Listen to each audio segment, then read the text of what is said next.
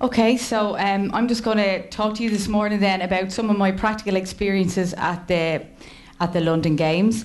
My role was different to Wayne's. I was the sports psych who was actually in the holding camp for the athletes before they actually transitioned into the village. We had a kind of a unique setup in London in that when you transition, because the actual holding camp was only 1 hour from the village, so some athletes could actually go into the village for 1 or 2 days, maybe compete. They would actually come back out to us in the holding camp, and they might have another event, and they'd actually go back into the village again, because everything in the holding camp was a lot more low key, a lot more relaxed, and they had full facilities available to actually train. So the holding camp was based in the Strawberry Hill University. It's St Mary's University, and we had all of the facilities based there. Just some of the images here. So this was the top right corner here. This is me kind of pulling a face. So we have the two.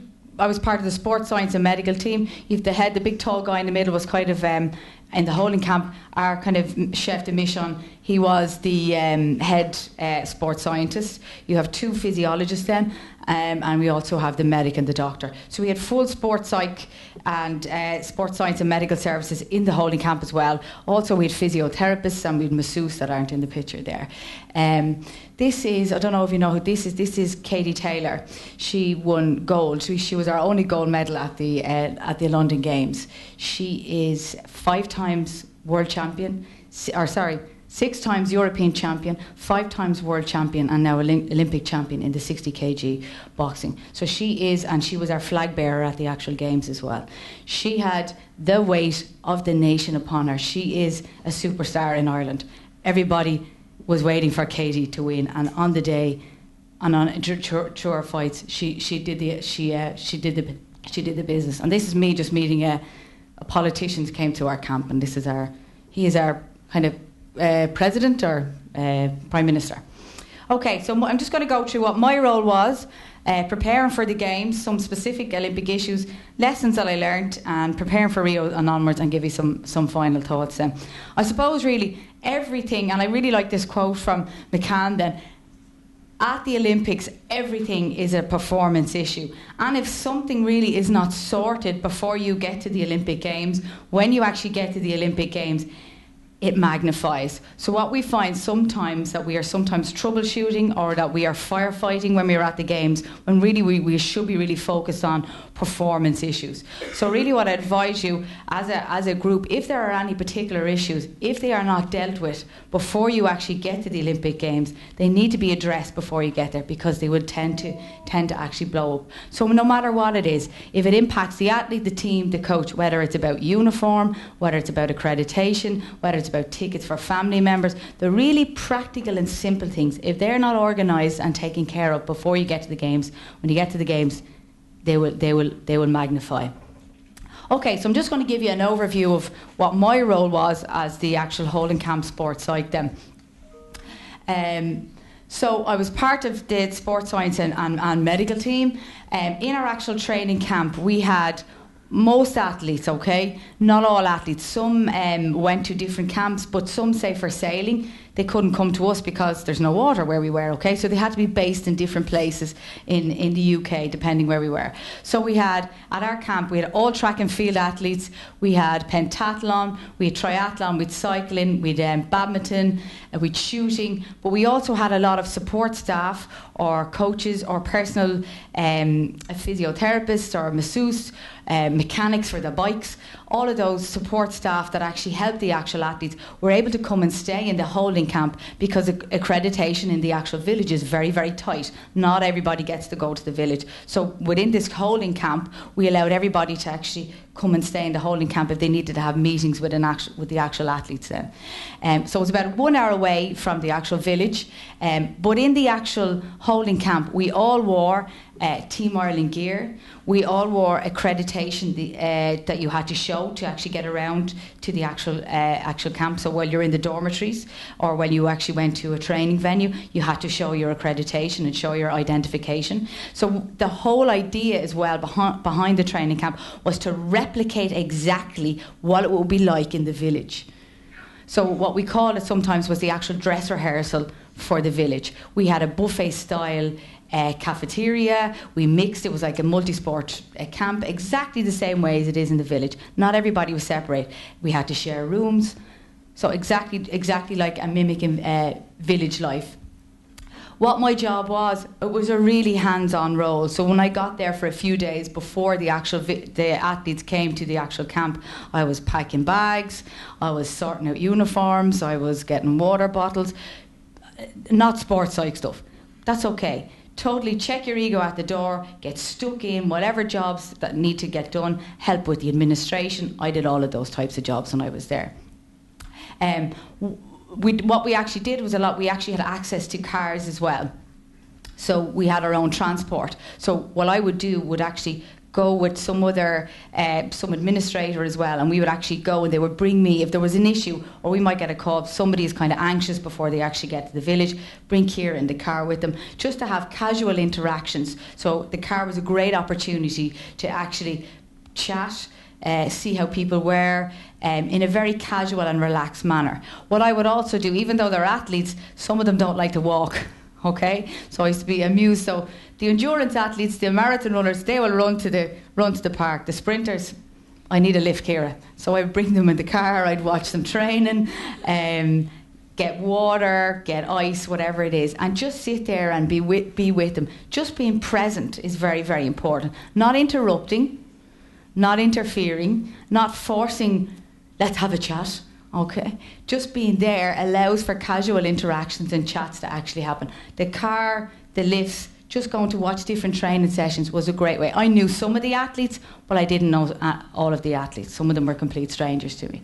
So what we'd have was, I actually ended up having, we didn't work an appointment-based system. It was all very casual. Within the centre where we actually stayed, we had lots of like coffee places set up all the time. So the athletes, they would train maybe in the morning, they'd come back, they'd have their lunch, they'd have coffee, they would sit around in different places, and that's when their downtime was my busy time. So when they were relaxed, I was up, I was chatting every day, every lunch, every dinner. I purposely sat with different tables all the time. And some days it's tough, like it's 3 weeks of this non-stop. Maybe I just want to sit and talk to the people I know, the people I connect with. But you get up, you talk, you interact, you ask questions, how's everybody? Just really, really simple, relaxed, casual things. After that, then after a couple of days, you might have a coach come to me, would you mind if you talk to my athlete? Or my athlete wants to talk to you, or can I talk to you for a few minutes, Ciara? That's fine. Yeah, great. Let's get a cup of coffee at 12 o'clock. Sit down, have a chat. So very, very relaxed, very casual interactions. And a range of issues would arise. I'll go over those in a minute. So what I would describe the role was low visibility, but high impact. So trying to make the most of those few minutes that you actually have. But those few minutes can be in a car, in a lift, on a stairs, on an elevator. It's very, very quick. So you have to be very, very ready, or maybe have kind of some ideas in your head if something happens. So you have some maybe plans or preparations made for those types of interactions then. What we also helped to organise, we were very, very, again, when I spoke about yesterday, the unique nature of a small team. When we went to the university and where we actually stayed, we had Irish flags, we had posters, you know, the little pins that you'd have. We had the staff members, they were cheering for Ireland, everybody got a pin. We made this mini Ireland. We were very, very clear about what we wanted to look like, just the atmosphere, that it was, this is where we live. Ireland lives here for these 3 weeks. So we involved everybody, and we had great fun with the staff members as well in the actual environment. They would support and chat and got into the whole spirit of the thing as well. So the team atmosphere, but all that was planned, that was organised. All these posters, that all had to be planned and prepared, and even like your signs, your Olympic train, those types of kind of, we'd have them actually displayed in the accommodation there. Other small little simple things is we also had like a screen. We had TV. We had Irish TV piped in so the athletes could watch Irish channels or different games. Or what was very strange and bizarre was sitting with athletes, watching other athletes in the opening ceremony. you're kind of going, they're supposed to be in the ceremony, but some athletes don't go to the opening ceremony as well. So you're kind of sitting there with them watching it, but allowing them the opportunity and the freedom. But we made a kind of an event, an evening of it. So we all went down and we all watched the opening ceremony together as an actual team as well. So in that area where there was a kind of common area where there's TV, there was snacks, the kettle was always boiling, there was coffee always available, and athletes and people would just go and chat. So there was a constant place for actual relaxation as well. We organised a table quiz one of the nights, just a simple table quiz. And I wasn't sure if all the athletes would come. Every one of the athletes actually came and did a quiz and the tables, and we had great fun. It was bizarre, maybe pre-Olympics, but it was great. It was great fun. But keeping everything very low key, no intensity. And we're ready, we're organised, and fun types of activities as well. Lots of things around understanding the logistics of things. Getting to training, getting equipment at certain places, getting athletes to certain destinations. Understanding and knowing how things are organised and the logistics are also very, very important as well. When the athletes left me then in the holding camp, they would go into the Olympic Village. There was another sports psych who was based in the Olympic Village. If there was any particular issues that maybe somebody was very nervous, very anxious, or trouble ahead, there's lots of conflict between this coach and athlete, I would have that conversation with the HQ, the headquarter sports psych. So I would let her know that there were some issues happening. She would also let me know if an athlete was transitioning back to me in the holding camp.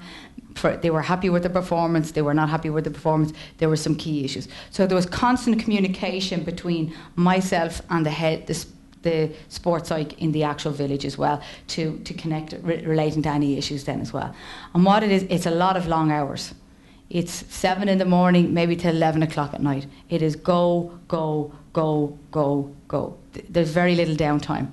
So you need to be busy. You need to keep yourself moving. So it's not very structured. It's quite disorganised. You're just there for those 3-4 weeks, and you're just there to work. Okay, so what were the key issues that actually came up? So again, like I said earlier, if the issues are not actually taken care of before you get to the village, conflict did actually happen. So interpersonal relationships were some of the areas. And that can be sometimes disappointing, that you wish that the athlete and the coach or the performance director has actually, before they get to the games, sorted out some of these issues. But if they are not sorted out, when you actually get to the games, they obviously become magnified in some ways. The other things that most of the athletes look for was some kind of mental skills training. Sleeping will be a big one.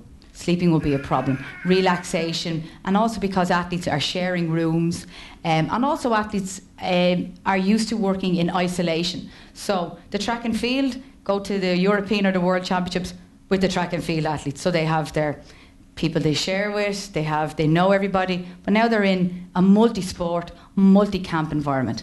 The boxers are usually on the side of a mountain in Russia, men only, maybe Katie Taylor, and they've never mixed with any other sports. They come into these multi-sport camps and they're like, oh, wow, what's happening here? It's totally different. Okay, so even just being in a multi-sport camp is actually quite important, and to mix with other athletes. Athletes are not used to mixing with other athletes. There's no such thing as a Team Finland until you actually get to the Olympic Games. So that could be different for them. Relaxation and sleeping were probably the two biggest issues.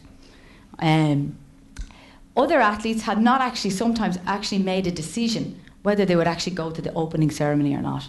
And that's quite a big decision, because in the opening ceremony, it's not just what you see in the TV. They are held in a room, in a box room, for maybe a couple of hours, standing, sitting.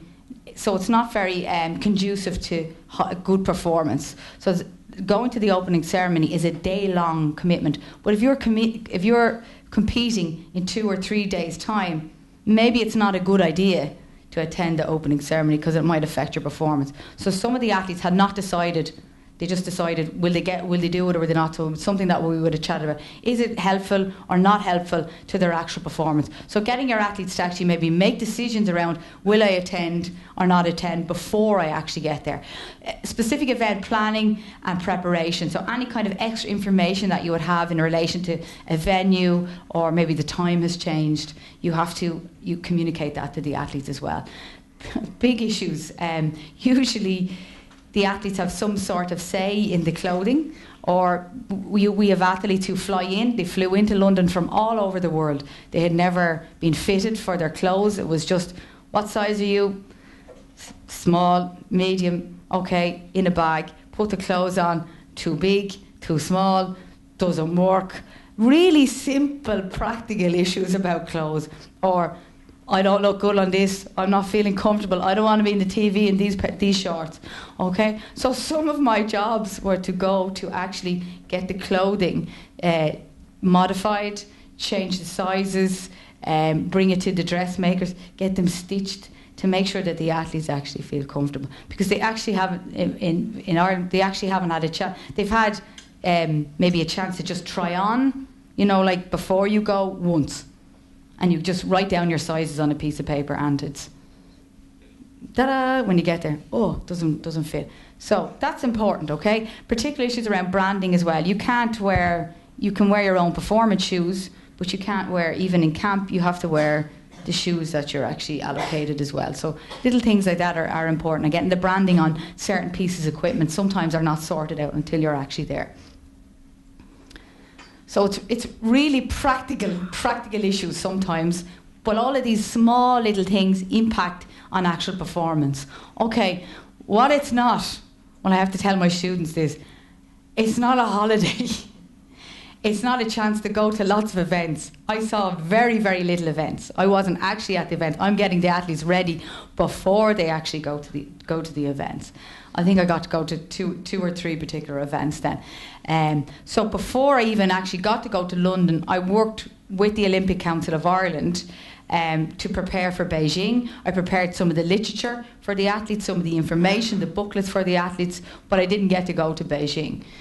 I helped prepare again to go to London, but I got to go to London. Now we're in the cycle and I'm helping to prepare for Rio. They are still making decisions about whether, because London was very easy access for Ireland, so they could bring people over, bring people back. Rio is a different story, and I'm going to show and explain our training camp as well. So obviously funding and money is an issue about bringing people such long distances. And generally what I see from a sports science perspective, particularly in Ireland, if they have to make decisions about funding and money and they need to cut somebody, they will bring the doctor, they bring the physio. Who gets cut? That sports psych stuff gets cut as well. So that there are some common themes between Ireland and Finland that way, and that if they have to leave some sports science behind, they will probably leave the sports psych. What are the skills that you need? You need good humour, you need humility, and you need flexibility. You sometimes just have to laugh because some of the things are so strange sometimes and so bizarre. You just roll with it. You just go with it. You don't really question some of these things. You just go with it with good humour and good flexibility as well. Definitely leave your ego at the door. Be prepared to get stuck in and do whatever job comes your way. Okay, so it's a unique experience for everybody, but it's not always a positive experience. It's not all sunshines and rainbows and lots of happy things. It can be for some athletes if they haven't performed to the best of their ability, and actually quite a negative experience. So it's dealing with the emotions around poor performances or not reaching a personal best at the actual games as well. What we've actually found as well is some athletes come in, maybe they have qualified maybe 1 year or 2 years out from the actual games, and they come into the games and they're not in the best shape.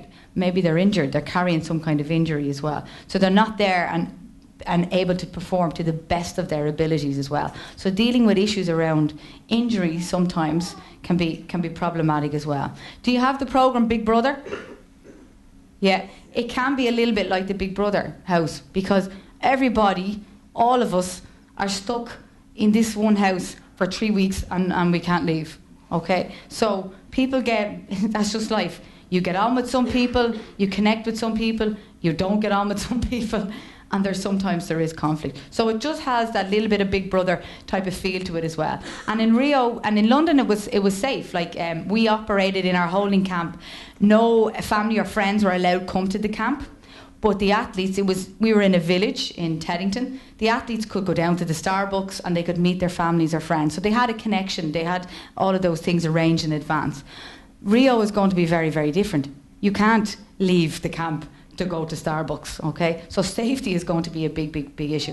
So now we're going to have Big Brother, pressure cooker, slow cooker. It can happen, okay? But it's just being aware of those things. If you're aware of those things, you plan your responses, you plan what you're going to do with the downtime, you plan how you're going to interact with the athletes. But you're aware of those things. Okay, so the preparation issues are now. So we had, after London, we had a review with all of the coaches, all of the performance directors, and what we said, what were the key issues prior to Rio. So we had a mini conference and we got the feedback from them. We said, okay, what are the issues you think are going to happen in Rio? So as we prepare over the next, particularly over the 2 years, what do you want from us as sports science? What can we help you? You tell us what you want. So these were the key issues that they identified were some strategies around communication and technology as well. Because even 4 years ago, technology, it was used within it, but now it's even more. So Twitter, Facebook, what's appropriate, what's not appropriate to put up, pictures, all of those things. These things are changing and moving so fast. You need to put a communication strategy into place. Specific information in relation to the Olympic environment then, the relationships comes up all the time, and the first-time Olympian, and how to put strategies into place to address the above. So I'm going to bring you through each one of those and how we've actually addressed them now.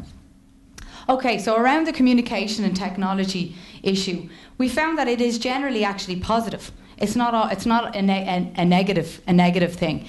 And we actually encourage the athletes to tweet, to use Facebook, to actually use social media to promote Team Ireland, to promote themselves. So it is a positive thing.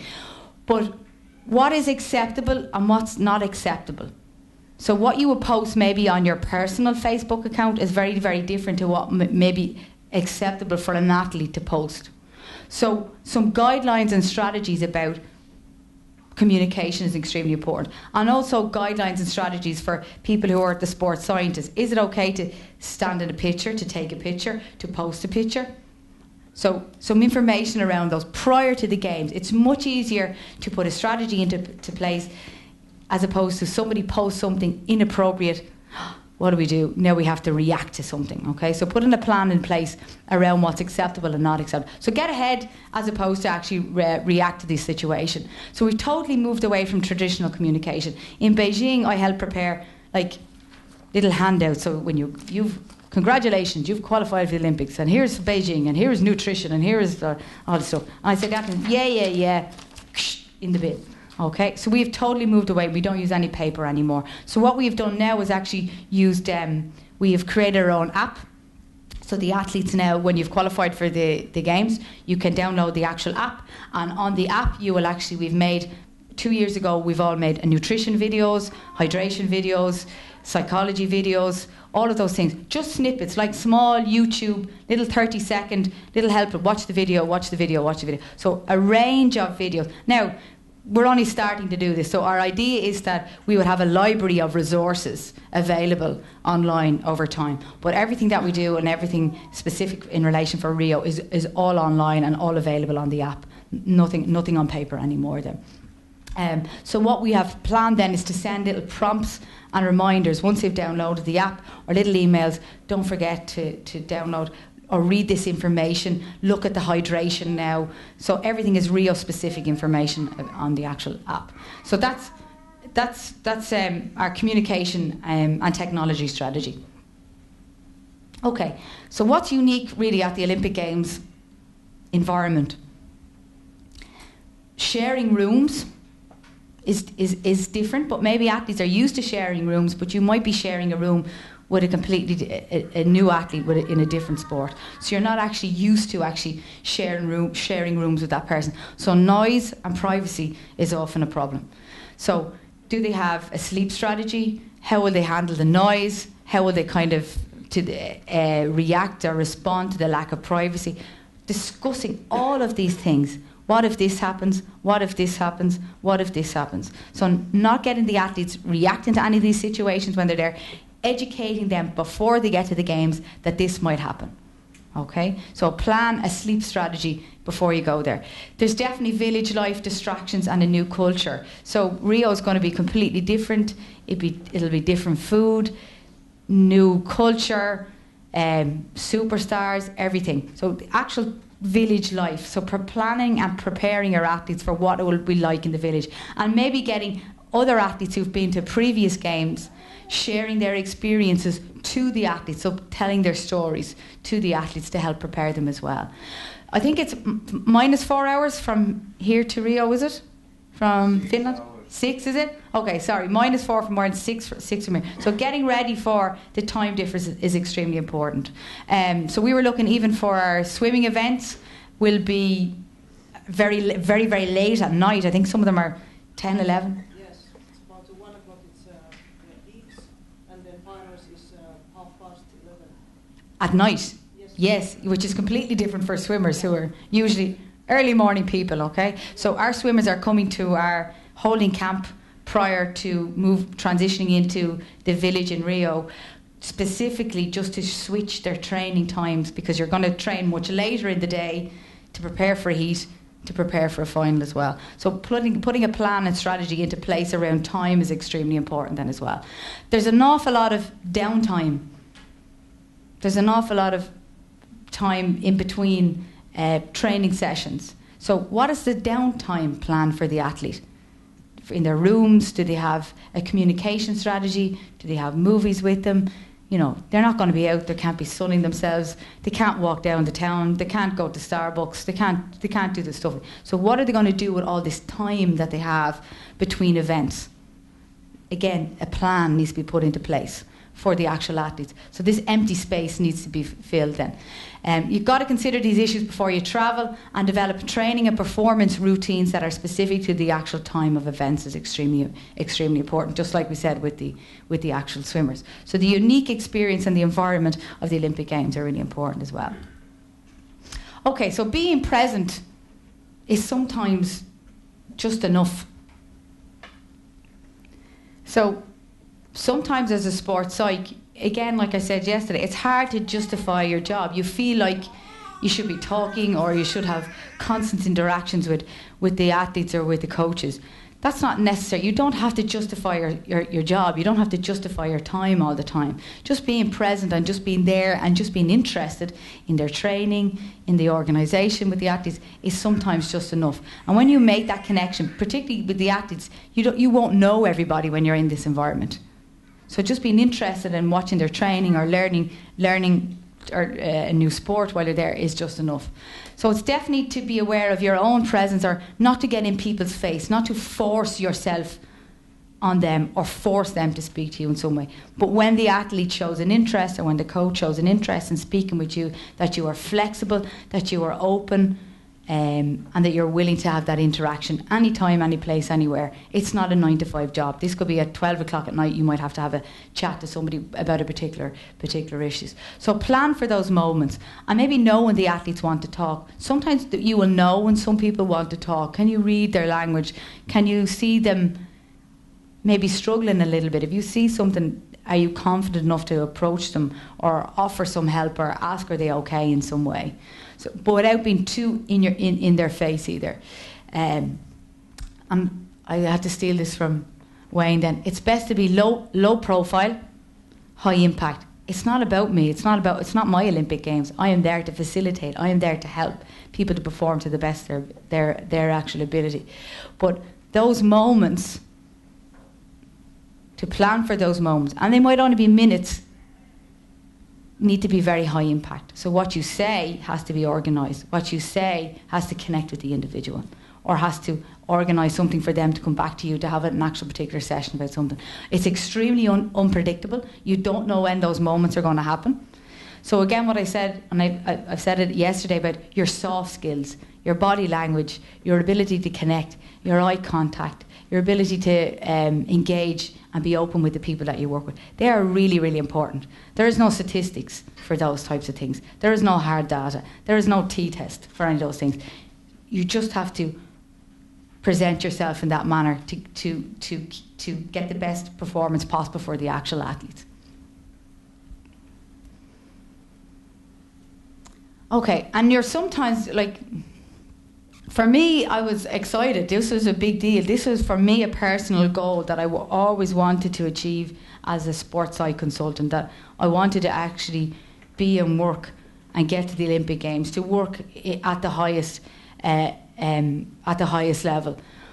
But to manage and balance that with my emotions of being too eager. Woohoo, I'm here to help. Let's go, let's go, let's go. So you have to balance that as well, okay? Maybe when I've gone to a few Olympics over time, the eagerness of it dips a little bit. But it isn't a one size fits all. I thought Wayne explained that really. Some people are very, very relaxed naturally, and they need to be maybe charged up a little bit. Some people are kind of anxious and high naturally, and they need to be relaxed.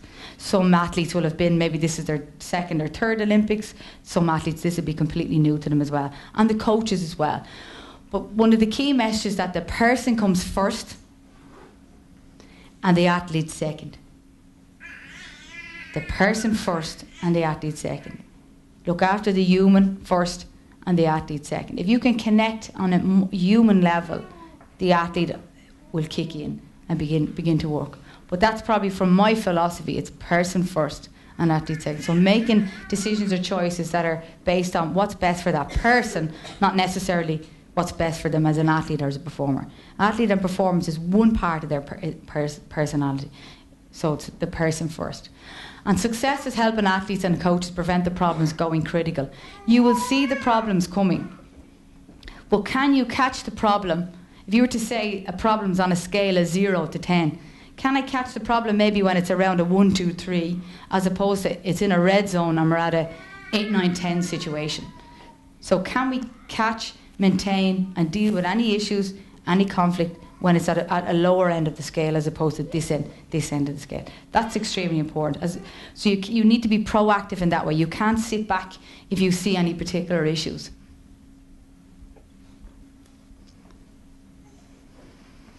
Okay, another big part is actually the relationships and the connections that the individuals will have. So they will have relationships and connections with the people that they are there with, and the coaches and the other athletes that they're used to. But other relationships, again, it's a multi-sport team. They are not used to mixing with other athletes.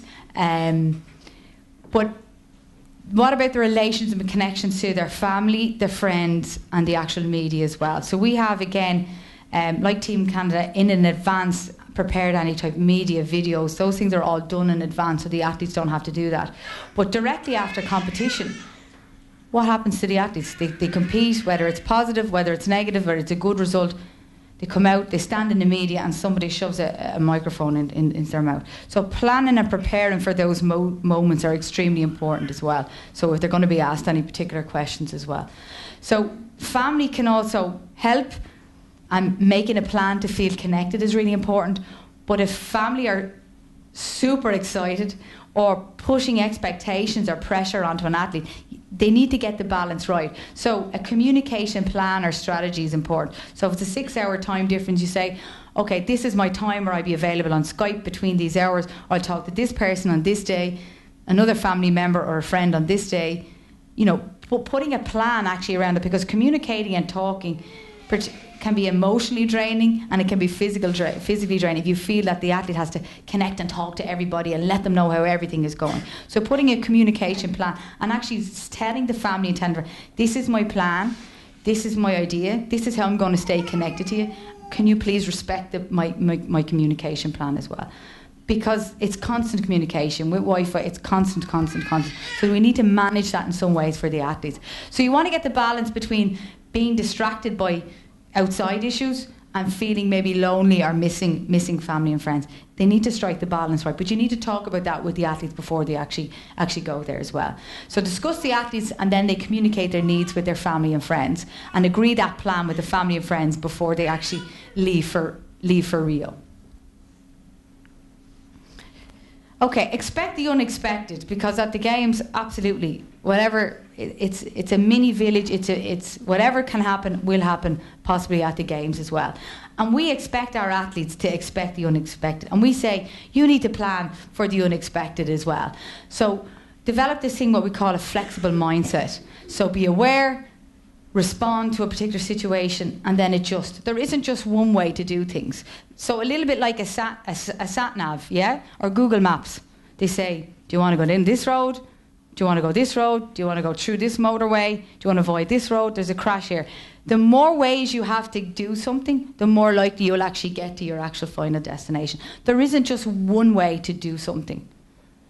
So multiple ways to communicate to get what you actually need from your athletes or need from the coaches as well. We ask our athletes to do this all the time. We ask them to be aware. We ask them to respond in a sports situation and then to adjust. You don't just go out with one tactical plan, do you?